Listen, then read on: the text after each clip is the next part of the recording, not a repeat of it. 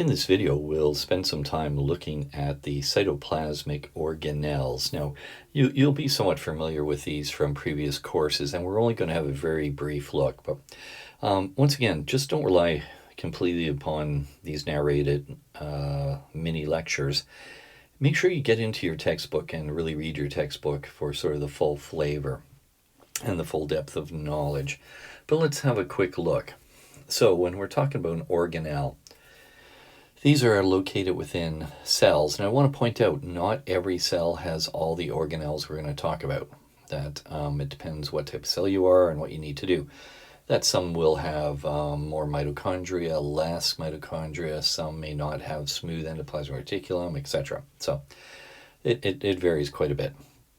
Now let's start off with the definition of an organelle. So an organelle is cellular machinery with a specific function that's vital to maintaining homeostasis of the body and within that cell, and in many cases separated from the cytosol by a membrane. So often we have compartmentalization, so some of them do have a membrane, but then we're also going to see some organelles do not have a membrane around them, so we can break it into two groups. So if we have a look, we can start talking about the membrane-bound organelles. And that would be the mitochondria, the peroxisomes, the two forms of endoplasmic reticulum, the Golgi apparatus, lysosomes. All right. Now, why have a membrane around it? It's because it allows then the organelle to have its own homeostatic sort of little area by setting up a membrane. And also there's a lot of biochemistry, there's a lot of reactions that happen in many of these membranes, and there's a lot of enzymes or chemicals that could be harmful to the cell in general. So this helps to sort of package this material in a safe way that these organelles and these functions can go on inside a cell. So we have that first group, which are the membrane-bound ones, and then we have a second group where the organelles are not enclosed, and the examples are the ribosomes and the centriosomes. They don't have a membrane around them. So let's have a little look. So here's your typical cell. Now remember, not all cells look like this. Many cells are different and in shape and size, and also not every cell has every organelle that we see here. And of course, quickly we can see the nucleus. We can see some of the endoplasmic reticulum out here. We can see Golgi. We can see the mitochondria. We can see the centrioles, etc. And we start to get a little hint of the cytoskeleton inside the cell. So let's start talking about the mitochondria. Mitochondria are really interesting. Mitochondria, there's a theory out there that mitochondria actually were very primitive bacteria that got incorporated into the early eukaryote type cells. And it seems like there's enough evidence to say this is really a strong possibility. This is what happened. And it would be a good deal that the cells would get the mitochondria, which makes energy, and the mitochondria would get basically a stable homeostatic place to hang out. So what's the main job of mitochondria? Well, often they're called the power plant of the cell. They are membrane bound, and they provide the majority of ATP. Now there's some really interesting things about mitochondria. They have their own DNA. They come with their own enzymes, and they have their own ribosomes. The other thing to know is that mitochondria aren't sort of these sort of solid structures. They can move, they can twist, they come in different sizes and shapes. Now, as we start to look at the basic structure of it, the membrane is a double bilayer. It has a smooth outer membrane, and the inner membrane is highly folded into these things called cristae. And as we zoom in, we can see the outer membrane, and we can see the inner membrane with the cristae. So these are the folds, the cristae. Right? Inside the area is the matrix, and you can see the presence of ribosomes on that inner membrane. Now there is a space between the outer membrane and the inner membrane, and that's the intermembrane space that we have right here. So each of the membranes actually has its own set of unique enzymes and proteins.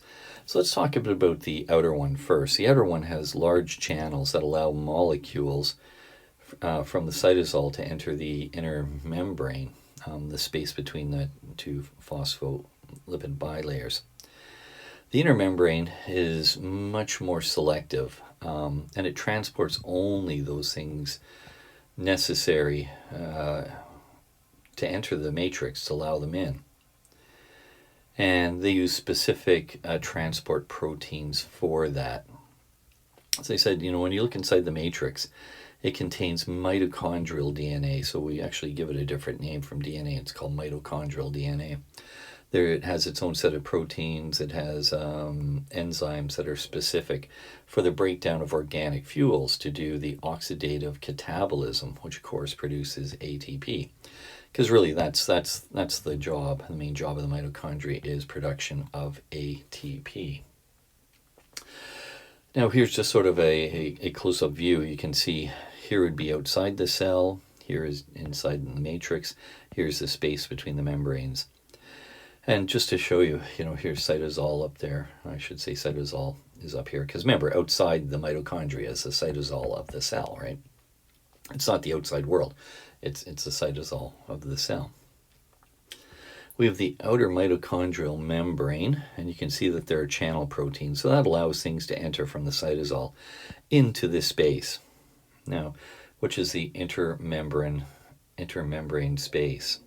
And then we have the inner mitochondrial membrane. Now inside that is the area of the matrix. And not surprisingly, what do we have? We have transport proteins, which will ensure that the right things enter and or leave from the inner part of the mitochondria. And of course, inside here in the matrix, this is where we do the ATP production, where we take organic fuels, we undergo the oxidative catabolism, and we're not going to go in all the pathways at this point about it. And we basically take a ADP and we phosphorylate it. We add a phosphate to it. And we produce the ATP as a result. So now we have the ATP for use in terms of energy. Just going to talk a bit about peroxisomes quickly. The peroxisomes, they are one of the membrane-bound organelles. And their main use is to oxidize organic molecules. And they use oxygen to do this, and they use oxygen in the form of hydrogen peroxide, H2O2. Now, where do we often see these? Well, one of the big places is that, or one of the big functions is that they oxidize toxins. So an example would be like alcohol in the liver and the kidneys to make it less toxic before we actually try and eliminate that toxin from the body without causing damage. So it's trying to do damage control by taking something that could potentially quite cytotoxic or cause injuries on sort of the cellular level or the biochemical level, and it basically tries to neutralize it, and hopefully it eventually gets eliminated from the body. Also, a breakdown of fatty acids into smaller molecules used for ATP production and other anaerobic reactions. So the peroxisomes, and you can see the peroxisomes are membrane bound, and inside they would have everything required to produce the hydrogen peroxide. Now, the other thing about peroxisomes is they can synthesize certain phospholipids that are critical to plasma membranes of specific cells in the nervous system. Now, we're not going to go into details of which ones and why they do at this point, but I just wanted to put that out there. And here we can just see the peroxisome right there hanging out in the cytosol. Now, the next one I want to talk a bit about are the ribosomes. So we just finished peroxisomes. Let's just mention ribosomes. Ribosomes are interesting. These are some of the, remember there was membrane-bound ones and non-membrane. So this is one of the non-membrane-bound ones. And of course, you know from previous courses that the ribosomes are involved in protein synthesis. And the ribosomes come in two units. the large subunit and the aptly named small subunit. And often they're separate from each other, that the large subunit would be, not attached to the small subunit. But of course, they work together in terms of producing proteins. Now, composed of the large and small subunits. Now, each one of these is made of ribosomal proteins and ribosomal RNA, which we call rRNA.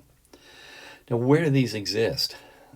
We can find in the cytosol that we can have ribosomes just freely floating around in the cytosol. That can be used to make proteins in there.